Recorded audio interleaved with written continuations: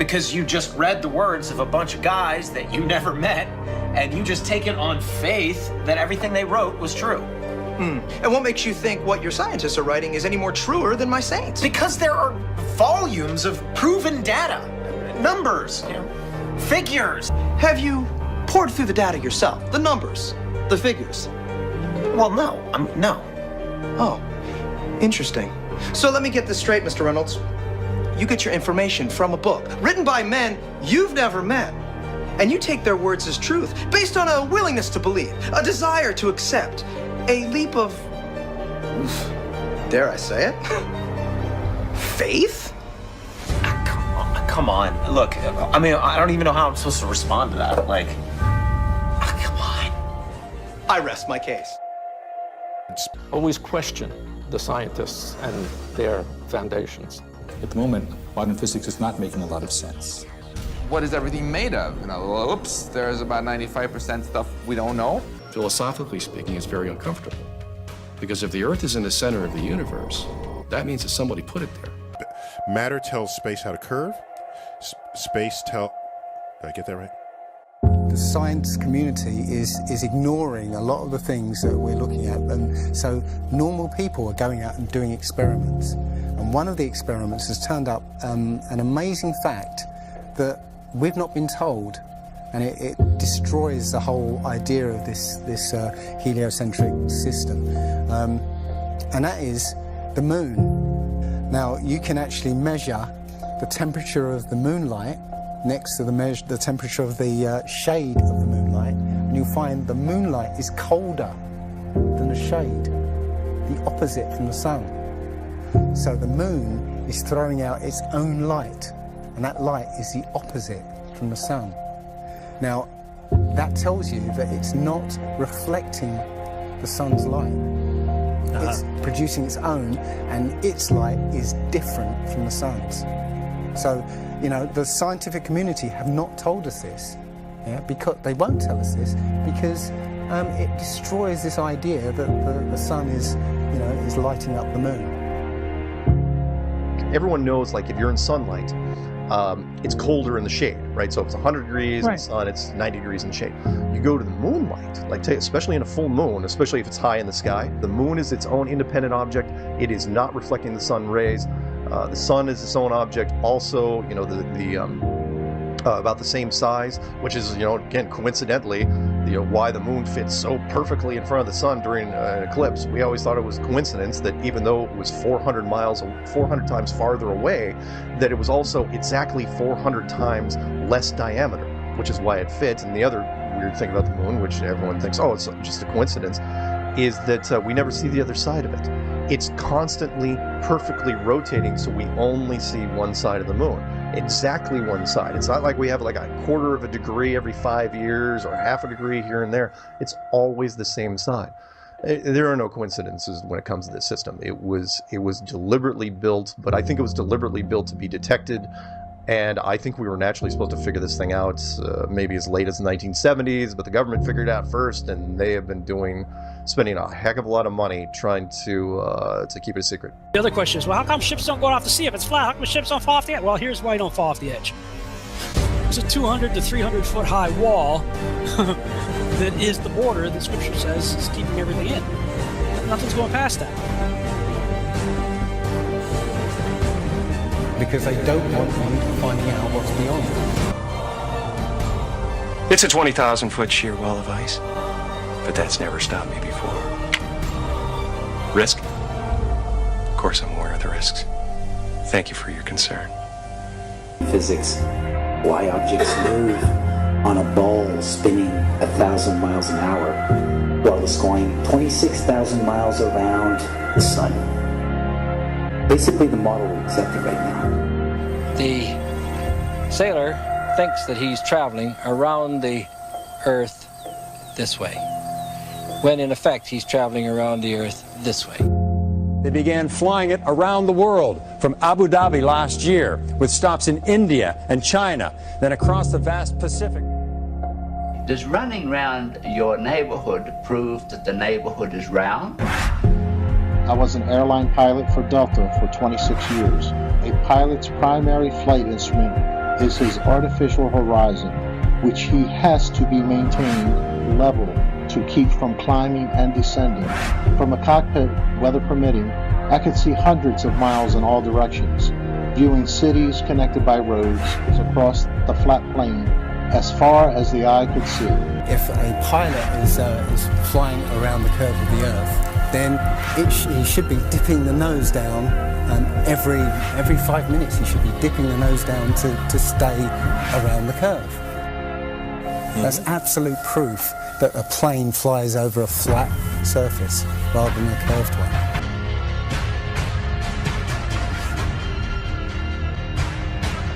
Now, how come in all these ball pictures, man, you can see all the continents pretty much, and there's just a little bit of clouds here and there. Man, it's like some of these pictures, like there's some where they show the Earth at night and you can see all the lights and stuff. It's like, you're telling me the entire continent didn't have clouds? The entire fucking continent, like you can see Africa and all these lights and all this stuff, like, you know, if you turn on your porch light, I guess you can see it from space, apparently. And it's like there's no clouds in some of these pictures. And they spelled out the word sex, right, recently, probably a few months ago in one of the clouds. But, you know, if they do their research, they say, well, those are composites. And I said, well, how come they copy and paste the clouds on some of these? And they use the same cloud form. Like, if you're going to make a composite, but you shouldn't be copying and pasting clouds. That means you're adding stuff that's not real. Yeah, and the thing is, those pictures that you're talking about, the blue marble pictures, you know, I think there's about maybe 8 to 10 of them over time that NASA has put out, and you're absolutely right. None of those pictures look the same. The color of the water is different. Like you said, the continents are different sizes. It's just unbelievable. And I think what happened originally was they would put these things out and nobody was paying any attention to it, you know? And then all of a sudden now, people are paying attention to it, and now they're pulling these pictures in, and it's an obvious fraud. What? And the thing is, there's supposedly tens of thousands of satellites orbiting Earth.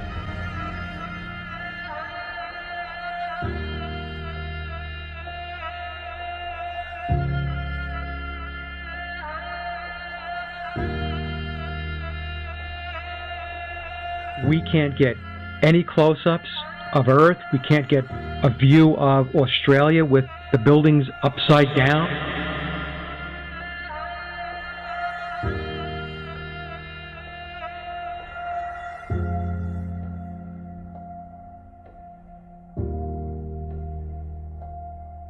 And they'll look at you like you're crazy. But really, you're the sane one for asking real questions. I was taught schoolbook bullshit in public school, and somehow I was able to break free and free my mind. You know how I did it? I watched NASA rockets explode a bunch of times.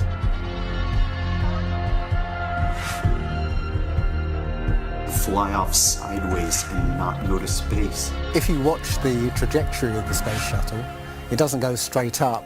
It always goes in a curve and out to sea.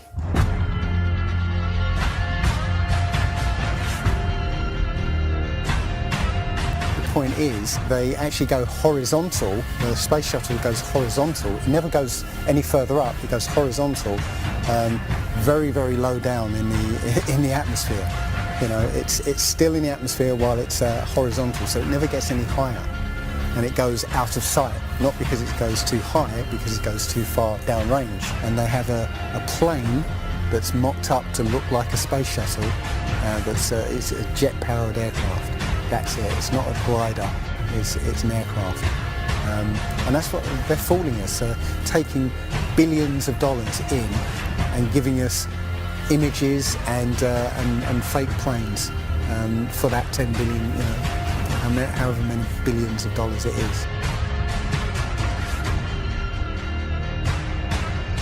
What goes up must come down, and literally we have not ever seen anything that has ever gone up and not come down.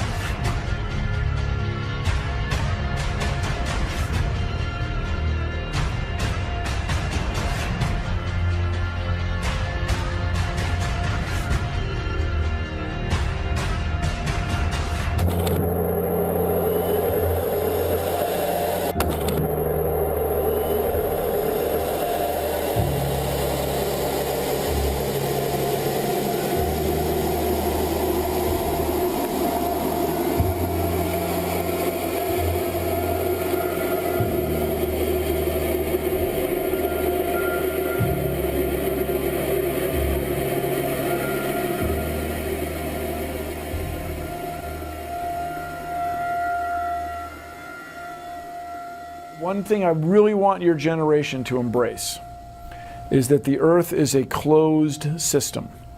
We cannot leave the Earth. There's no place to go.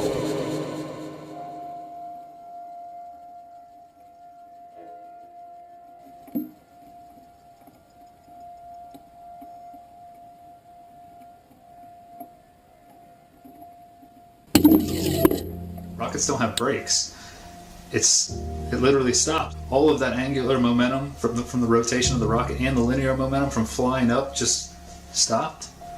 No, it had to have hit something. But what did it hit? If it hit a solid surface, the rocket would have been destroyed, and most likely the camera too, so we wouldn't have the footage, and obviously that's not the case.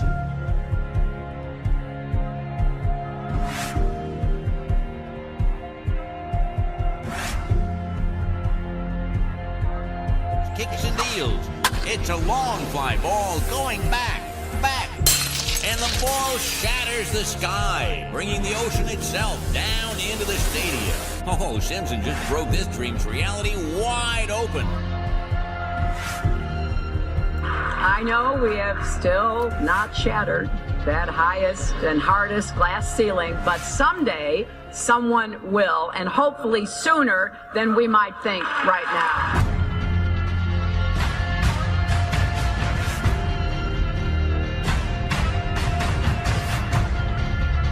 There's no place to go. Although we weren't able to shatter that highest, hardest glass ceiling this time, thanks to you, it's got about 18 million cracks in it. And it may be hard to see tonight, but we are all standing under a glass ceiling right now. People figured out that we were an enclosed system. The more advanced we got, it would be the biggest thought on our minds. That's all we care about. You could make a wildlife preserve 1,000 miles square. All people, all human beings would do is just be knocking on the fence constantly, going, why is this fence here? Who built the fence? Why are we in here? And so on and so on. Why do you think that Truman has never come close to discovering the true nature of his world until now? We accept the reality of the world with which we're presented.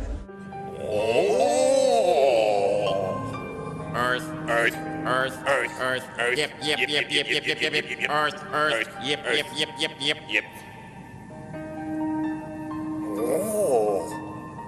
Earth!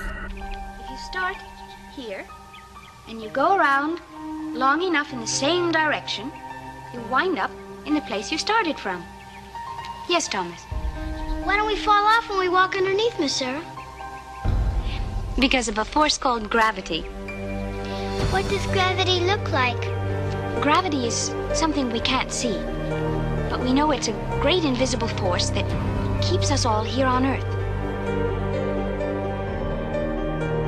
It's a natural force that keeps us all from flying off into space. We were always told that the world is flat. You are told right. Don't listen to her. I've been patient with you, Sarah. Lord knows I've been patient. But now your words have revealed you.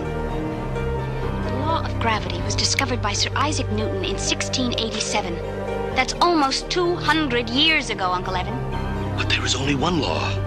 The law of God. What is gravity? You have no idea. Okay, next question. Wow. No, here's the difference. We can describe gravity. Okay. We can say what it does to other things. We can measure it, predict with it. But when you start asking, like, what it is, I don't know. Einstein, in an Einsteinian answer, we would say gravity is the curvature of space and time.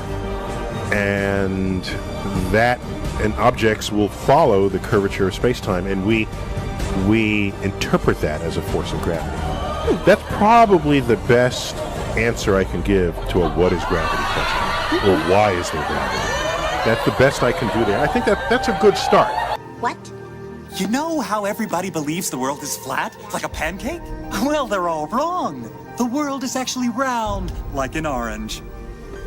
The world is an orange. And? Well, that's it. It's a great idea. It's one of my best ones. Yeah.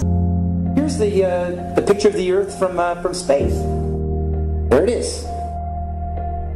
Since you were a kid, you've seen this image. But you've never seen it from that point of view. you've never seen that with your eyes from that scale of a model, that point of view, from outside of the planet's surface. What's the point of this grand deception? I think Eric Dubay explains it best. People are always asking, why do they do this? Other than the obvious profit margin motive, NASA being the biggest black budget black hole in existence, sucking in over $30 billion taxpayer money for the fake moon landings alone. Nowadays, hundreds of billions of dollars, and not just NASA, but RASA and all the other fake space organizations around the world, giving CGI images for hundreds of billions of dollars. You want to put something in context. If you want to do something with $3.5 trillion, you can do whatever you want. Now, let's see. How do we go about proving that? Go to the seashore. Go to a seashore. Watch as ships sail away. They don't disappear all at once. No, first, the bottom will disappear. See, the bottom of the ship is gone. Now we can see midway up, and then the whole thing disappears. Now, ships came back. They didn't fall off the table. So people realized that the world is curved. It's a big curve, but it's curved.